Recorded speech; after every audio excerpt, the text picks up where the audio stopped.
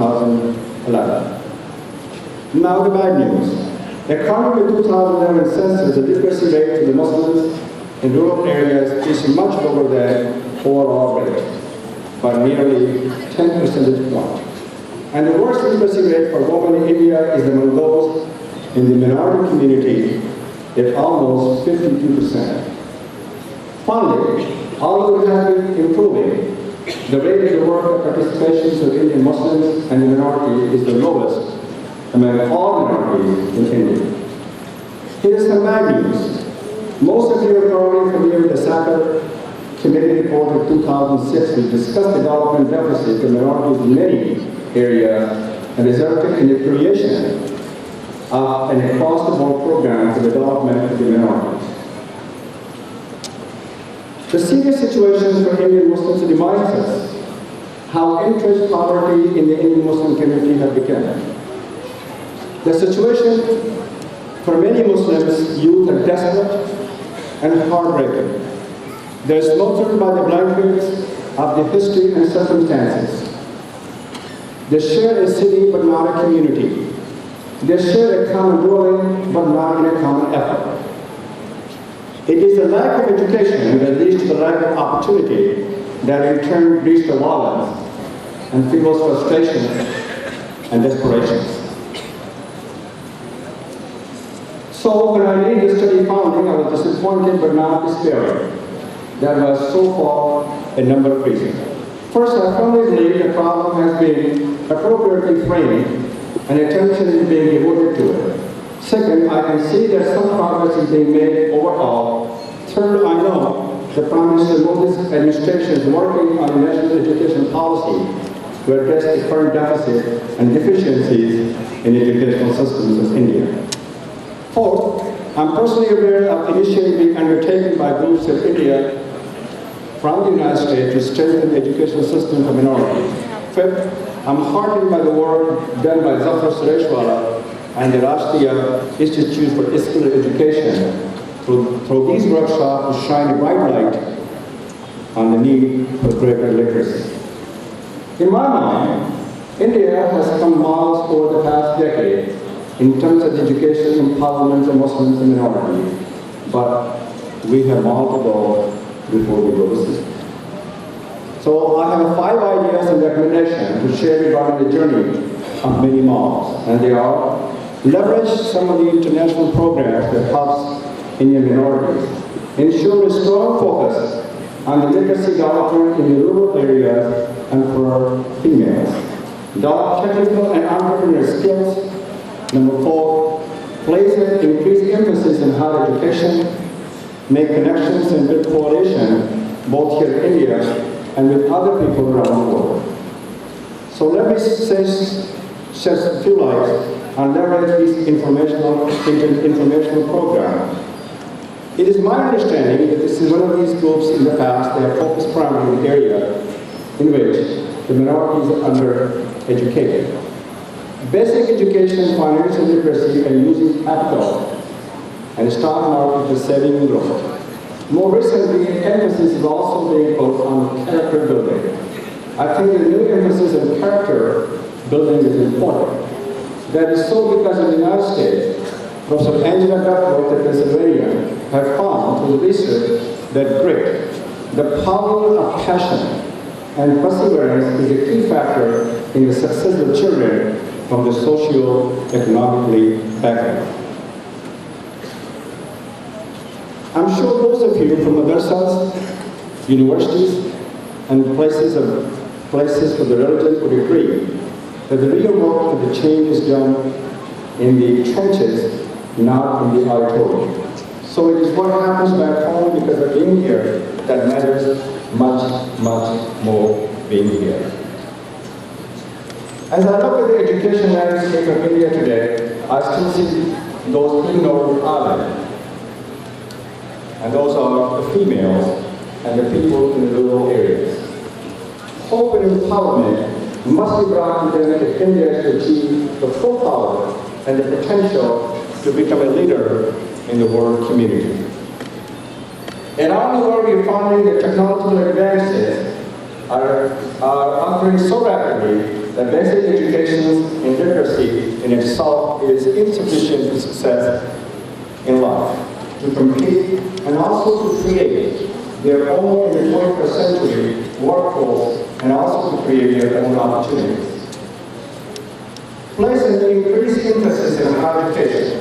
Higher education is the vehicle that brings the citizens to the social and economic mainstream. To put it another way, higher education is the bridge that we must cross to build the bridges for others. We need to make connections and build coalitions here in India, other institutions around the world. And there are many, many groups we can do that. For example, the associations of AFMI has built a record for what it first to support the educational empowerment, and many, many more. So these are some of the examples which I am aware. I would dare to say there are hundreds and thousands of other groups who, if they are brought together, will create the level and the type of educational empowerment that we envision here today. Purpose of my trip. Mr. Vice Chancellor, I came here on February 12th. I dedicated a new school of management at Aligarh Muslim University where my wife Debbie and I contributed $2 million to build Frank and Debbie Islamic University. I would not be the person that I am today if I have not received the education at Aligarh Muslim University. Aligarh is a true treasure. It's a precious possession. It's a timeless treasure. I told the audience when I dedicated the Management Complex at AMU, while the bricks and mortars are important, far more significant is who will be in, who will go on this setting. There will be a place for sharing of information and imparting development of knowledge. It will be a space where the faculty and students can collaborate on innovative projects.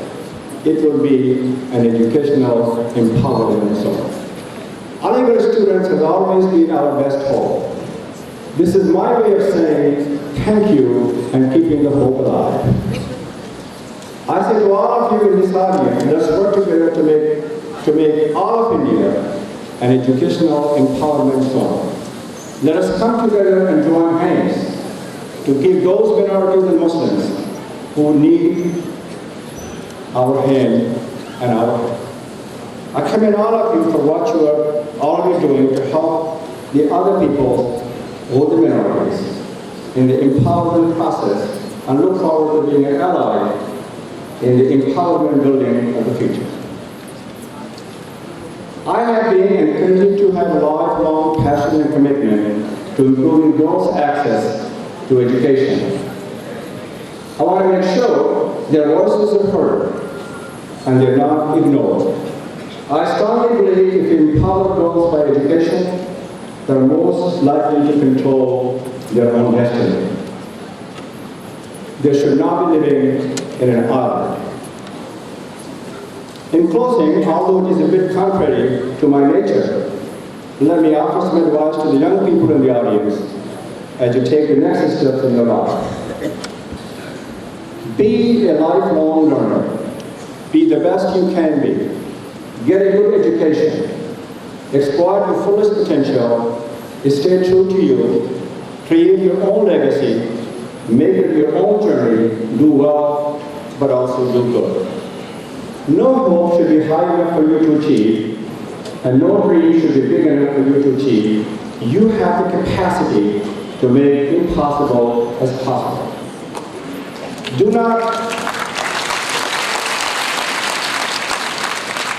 not forget your character and roots. Dedicate yourself to draw on the values, ingenuity, decency, dignity, and the spirit that have always been greatest of the community. Be the leaders for the next generations. Invest in others by sharing and giving back. When you're successful, provide the letters of opportunity for others to succeed. In summary, let me say that all of you will do well to remember. No religion, no race, no culture, no civilization has a monopoly on wisdom. Wisdom belongs to all who wants to work hard, aim high, and pursue their dream. With that heart and spirit in mind, let us extend our hand, our hope, our help, and our heart to those who are less fortunate, to those who are socially, economically disadvantaged, to those who are restless, to those who are vulnerable, to those who are socially and economically disadvantaged. Let us make a commitment to making things better for them. Let us empower them with education and economic mobility. Let's help them through their darkest moment of their lives. When they succeed, all of us succeed, India succeeds, and the world succeeds. Please join me in this journey so that we can together change the face of this community. One life, one family, and one village at a time. But we need to stay together and stay engaged, and we can together make a difference for this community, for this city, and India. All of us can make a difference, and all of us should make a difference.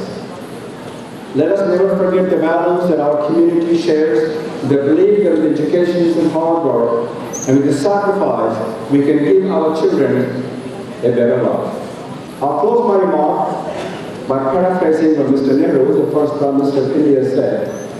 Let us together build a noble nation so that our children can dwell, so that our children can prosper, so that our children can have a bright future. It is the future that beckons to us all. Thank you very much.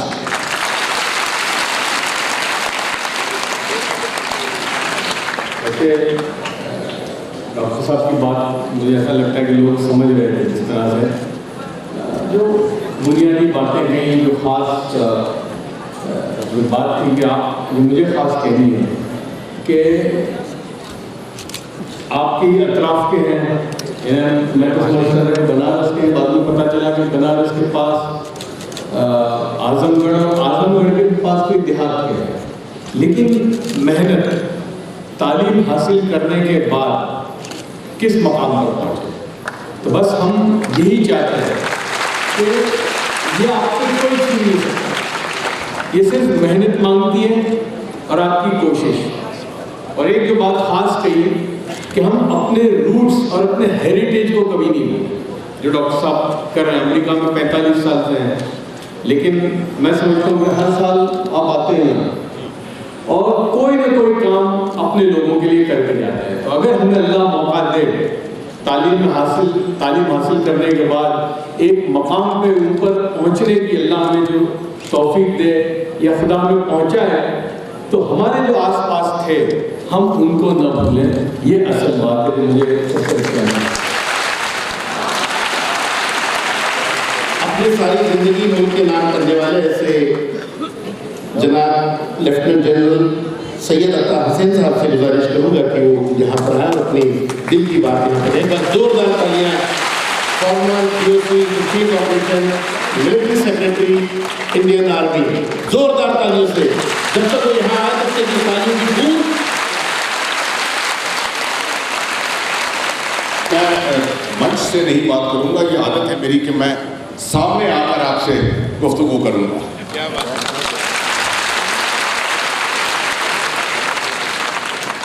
भाई चंद्र साहब, गांधी साहब, जफर साहब और मंच पे बैठे जितने luminaries, मैं आपका शुक्रगुजार हूँ कि आपने मुझे मौका दिया है यहाँ आने का। Dr. Frank, I will try and make this bilingual so that you can understand why we are speaking Urdu, Hindi at the same time. Although I have only 10 minutes to speak, I will try and make sure that I shorten it and I keep translating it. सबसे पहले सलाम वालेकुम, नमस्कार और जय हिंद। मैं समझता हूँ कि आखिरी चीज जो मैंने कही जय हिंद, उसका जवाब आप सबको एक साथ देना चाहिए। जय हिंद। शुक्रिया बहुत बहुत। बड़ा मजा आया मुझको देखकर के पिछले आधे घंटे से मैं देख रहा हूँ पीछे जो बच्चे बैठे हैं, इधर जो नीचे वाले इलाके में पीछे बच्चे बैठे हैं, दिलचस्पी के साथ सुन रहे हैं और कोई शोर नहीं है। इसके मतलब बनारस जहाँ 14 साल के बाद आ रहा हूँ, बनारसी असलियत है यहाँ पर अनुशासन की, गंगा जमुना तहजीब उसके बारे में बात की थी। इसका असली लिहाज जो है वो यहाँ पर मिल रहा है। मैं आपको बताना चाहता हूँ आपके शहर को और बनारस हिंदू यूनिवर्सिटी जिस तरीके से ये आपने ऑर्गेनाइज किया है, मैं पूरे देश में पूरे मुल्क में जाकर हर जगह बात करता हूँ, मगर शायद ही ऐसा कोई शहर होगा जहां मैंने ऐसे अनुशासन का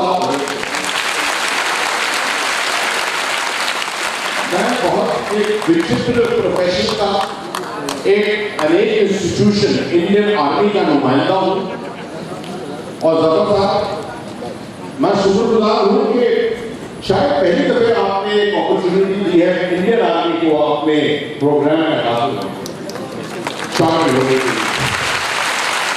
इसलिए मैं तालीम और तरबियत के बारे में इंडियन आर्मी के साथ लीड करके मैं बात करूंगा। मैं आपको सिर्फ इतना बताना चाहता हूं शुरू में, मैं इंडियन आर्मी का एक जनरल ऑफिसर हूं, रिटायर्ड हूं, 3 स्टार जनरल था। मेरे वालिद साहब भी इंडियन आर्मी के मेजर जनरल थे, 2 स्टार। मैं आपके पड़ोस के शहर का रहने वाला हूं, इलाहाबाद। और आपको ये बताना चाहता हूं कि जब सन 47 में बंटवारा हुआ तो बंटवारे के वक्त मेरे वालिद साहब थे, वो पेशावर में थे, अपनी रेजिमेंट में थे। वो रेजिमेंट ऐसी जिसकी 100% जवान जो थे वो हिंदू थे और वो अकेले मुसलमान थे अपनी यूनिट में। आगे बात सुनिए, जब बंटवारा हुआ और वो यूनिट पेशावर से सहारनपुर आ रही तो लाहौर के स्टेशन रेलवे स्टेशन पे उनके कमांडिंग ऑफिसर जो एक अंग्रेज थे, वो the British officer who asked my father कि आप ये बताइए, आप इस एक हिंदू यूनिट में अकेले मुसलमान हैं, आपका क्या विचार है कि आप पाकिस्तान आर्मी में शामिल होंगे कि क्या आप इंडियन आर्मी भारतीय फौज में शामिल? तो वालिद साहब का जवाब आप सुनिए। उन्होंने जवाब सिर्फ ये दिया कि मैंने इसके बारे में बहुत सोचा है, बट मेरा फैसला तो ये है, मुझे मालूम नहीं कि मेरे बाकी फैमिली वाले खानदान के लोग क्या कहेंगे, मगर मैंने ये सोचा है कि एक मुल्क जो मजहब के ऊपर पैदा होता है वो मुल्क कुछ दिनों तक तो बहुत सेलिब्रेट करता है, मगर आखिर में वो ज्यादा देर तक चलता है। और वो जो हर मजहब को लेकर शामिल करके एकजुट करके बनता है, उस मुल्क में शुरू में तो बहुत ज्यादा प्रॉब्लम होते हैं, मगर बाद में दुनिया उसको सलाम करती है। मैंने इसके लिए विचार किया है कि मैं भारत की फौज में शामिल हूं और वो अपनी यूनियन के साथ आए। मैं आपको ये बताना चाहता हूं, हमारा खानदान इंडियन आर्मी का खानदान है। आज हमारे खानदान को आप ये कह सकते हैं, ये पहचान भारत में भी है कि हमारे पास मेरे वालिद साहब और मेरे बीच में 10 पुरस्कार जो हैं वो राष्ट्रपति से मिले हैं, जो किसी शैतानी को नहीं मिले। मैंने ये आपको बात कहानी क्यों सुनाई, this anecdotal thing, why have I told you. मैं आपको सिर्फ ये बताना चाहता हूं, तालीम में एक चीज होती है एजुकेशन, जिसको कहते हैं तालीम। It is not about skills, it is about the mind, दिमाग के बारे में, जिसके अंदर आप एक्सेप्ट कर ले एक चीज, जिसमें आप सोच विचार सही तरीके से कर सकें। That is what education is all about. और सबसे बड़ी चीज एजुकेशन की भारत में वो ये है कि एक इंसान, एक भारत का एक सिटीजन जो है, वो ये गर्व से कह सकता है कि मैं उस बेंच पे बैठकर, और मैंने तालीम वहां पर ली है जहां मेरे सामने एक सिख, मेरे पीछे एक हिंदू, मेरे बाएं तरफ एक ईसाई और मेरे दाहिने तरफ एक बौद्ध बैठा था। चारों मजहब, 5 मजहब की जो तालीम है वो मेरे दिमाग पे गई है। इसलिए मेरा सोच विचार जो है वो बाकी दुनिया से अलग है, वो तालीम है। That is why I want to tell you कि हम तौर पे ये गलत फहमी है शायद खास तौर पे मुसलमानों में within the Muslim community of India कि इंडियन आर्मी में आपकी कोई जगह नहीं है। जनाब इस मंच पे दो मुसलमान हैं, दोनों आर्मी के हैं।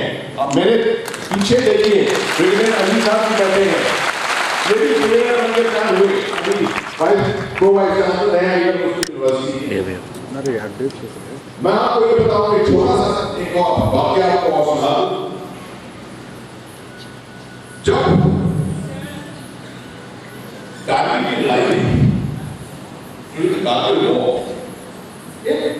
की लड़ाई के बाद इतना अच्छा प्लेन बनाया, एक बड़े प्लेन है बहुत जबरदस्त, हमें लगा हमसे दिल्ली के लोगों के प्लेन पूरे दिल्ली के अंदर एक बड़े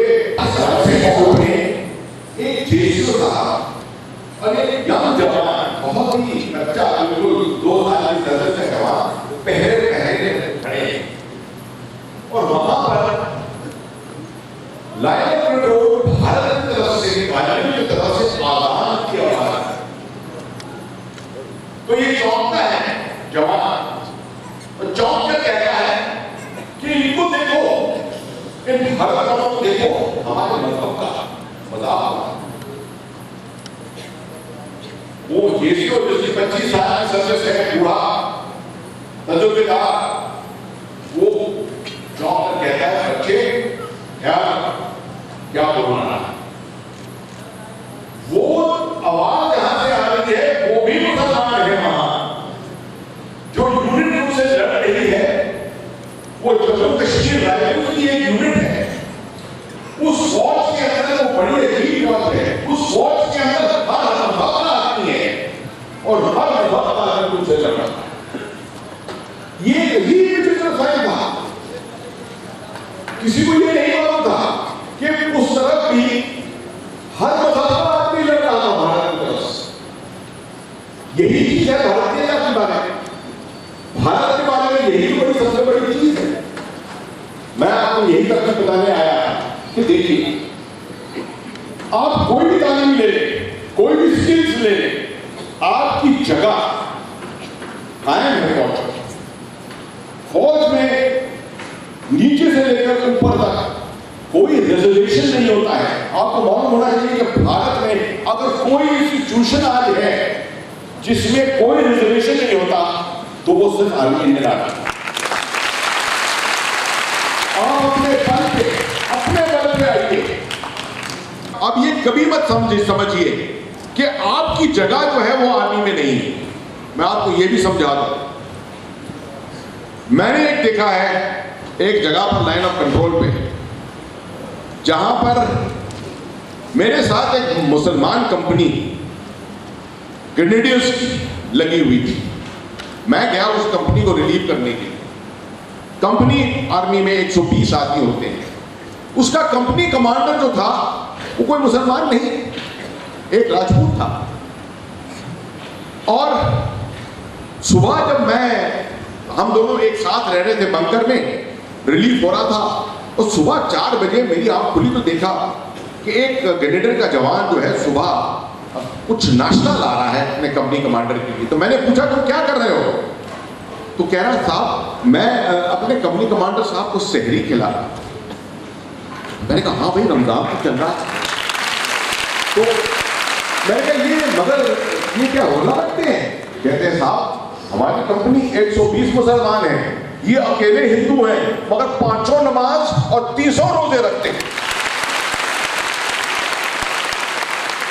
आपको ये भी मैं बता दूं कि मैं अकेला मुसलमान कमांडिंग ऑफिसर अपनी यूनिट में, प्योर गढ़वाल राइफल्स की यूनिट, मगर इतवार के दिन आरती जब मंदिर में होती थी तो आरती तब तक नहीं शुरू हो सकती थी जब तक कि आरती की थाली जो है वो मेरे हाथ में था। ये आपको चुटकुले के तौर पर सुना रहा हूं, मेरा वक्त कम हो रहा है, मैं आपको सुना रहा हूं सिर्फ ये कि मेरे ख्याल में माहौल में भारत में ये चीजें फैली नहीं, ये नेटवर्क्स नहीं है, ये खबर नहीं गई है क्योंकि अंग्रेज चाहते थे कि फौज जो है वो कंटोनमेंट में रहे, और कंटोनमेंट में फौज रही है। मगर आज वक्त आ गया है कि आप जो नागरिक हैं भारत के, आपको तो मालूम होना चाहिए कि आपकी फौज क्या है, आपको तो पहचान होनी चाहिए, आपको तो कभी हिचकिचाहट नहीं होनी चाहिए अपने दिमाग में कि आपकी भी जगह वहां पर है। अगर आप अपने आप को एम्पावर करेंगे, तालीम लेंगे, इस तरह की तरबियत लेंगे, तो आप कहां से कहां नहीं पहुंच सकते फौज के अंदर। और ये जगह बनारस, वाराणसी का शहर, गंगा जमुना की तहजीब, यहाँ मेरे ख्याल में सबसे जबरदस्त जगह है जहां से ये मैसेज, जो ये पैगाम जा रहा है लोगों में, ये सबसे बढ़िया जगह है जहां से ये पैगाम जाना चाहिए।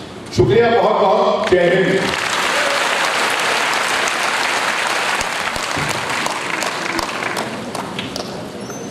एक बार जोरदार तालियां ये बताते हैं। लेकिन मेरा विश्वास है कि एक छोटी शिकायत है जनरल साहब, एक छोटी सी शिकायत है कि इस बनारस में आपको 54 साल बाद नहीं आना चाहिए। बीच बीच में ज़्यादा समय यहाँ पर बिताएं। ये छोटी सी गुजारिश में काशी